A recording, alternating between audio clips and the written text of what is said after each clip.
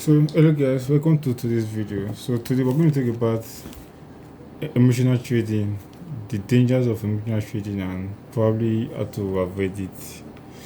So, before we start about that, let's talk about why do we experience emotional trading? Because when you know why you are experiencing it, you probably catch yourself when you're about doing it. So, first of all, anytime you feel that you're fighting with the market, then you're definitely on your way to emotional trading. Yeah, that's the most important way to know whether you're trading with emotions.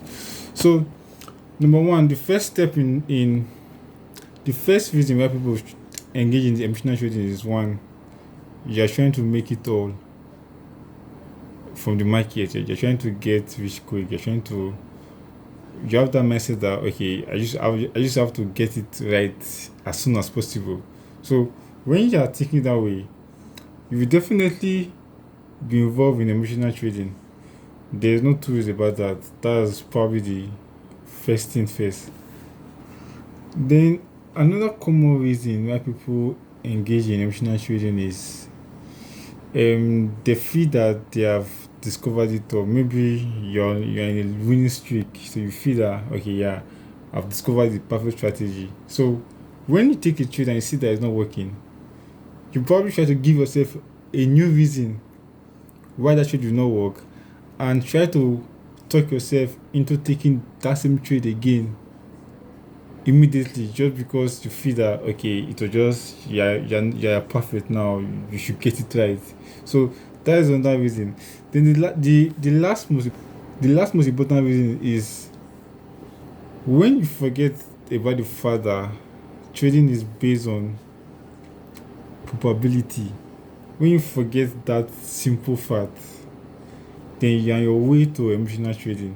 So these are probably one of the most common reasons why people end up trading with emotions. So what are the effects of those stuff? What are the effects? First effect is one, you lose confidence in yourself. Yeah, when the effect of your emotional trading lead to maybe you blame your account or you taking a very devastating loss, your confidence level tends to drop. Like it drops drastically. That you don't want to look at the chart anymore. You're like, shit, no. Why did I just do that? So your confidence level will drop. And number two with that, you will not be able to take your edge anymore. If you know the meaning of edge, check previous video. I talk about edge and strategy. So you won't be able to take your edge anymore. You'll be scared, like you'll be scared to take your signal. Like this is my signal on this taking, but now you're scared to take it. Why? Because you have already traded with your emotions. So that's one of the dangers of emotional trading.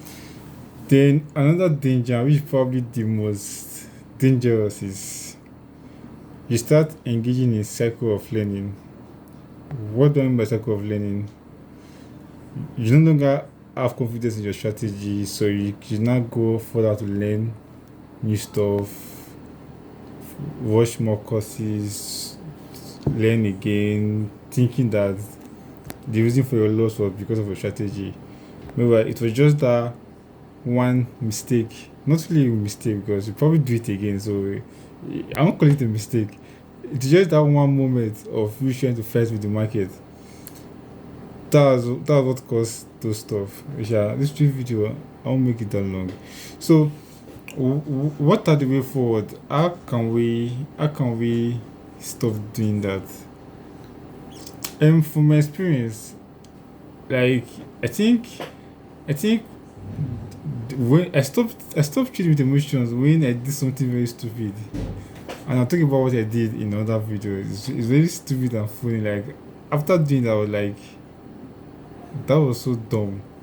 And since that moment, I don't think anybody have I don't think anybody did what I actually did.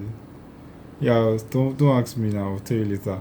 So yeah, so the solutions to emotional trading is one, you should have a game plan. Like what do I mean by game plan? You should know your next move in every situation. your edge, you should be able to categorize your the type of trade you take into category. Maybe category A, trend line break and retest. Category B, the supply and demand. You should be able to categorize your type of trade you take, and you should know your next move when it fails in advance. You should always know what to do next, even before the trade outcome. Whether it's a losing trade or a winning trade, you should always know your next move. The fact that you know your next move is going to stop you from trading with emotion because you have already planned all your steps in advance. That is very important. You have to plan all your steps in advance. Yeah, that's it. So knowing all your steps in advance goes a long way in calming your mind. Like I could have said that I could have said you should not you should not be too eager to trade. You should just normalize making setup and not taking them. Like normalize it. Probably take 10 setup, then probably focus on only five, then observe the outcome of the remaining five.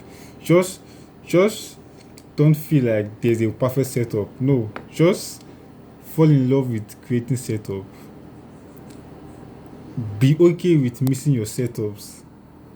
The one you take, you take. The one you miss, you miss. Don't start saying, shit, this setup just move 400 pips and I saw it coming, but I could not take it.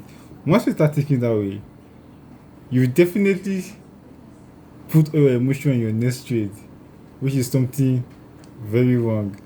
So I guess we'll stop it for here today. Probably like, comment, do those boring stuff.